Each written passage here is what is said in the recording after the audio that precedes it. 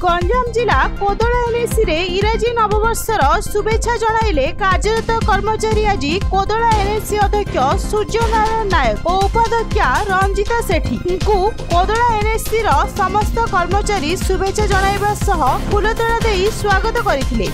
अध्यक्ष समस्त कर्मचारी को इंग्राजी नववर्षर शुभेच्छा जणाइबा सह आगामी दिन में कोदला विज्ञापित अंचल को सरस सुंदर भाव में गढ़ी तोलिबा पई आह्वान देथिले।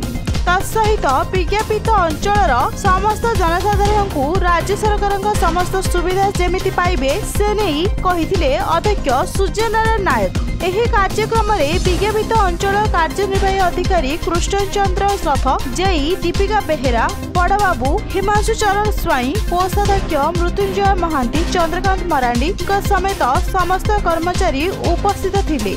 गंजाम भगवान पाढ़ी रिपोर्ट न्यूज.in।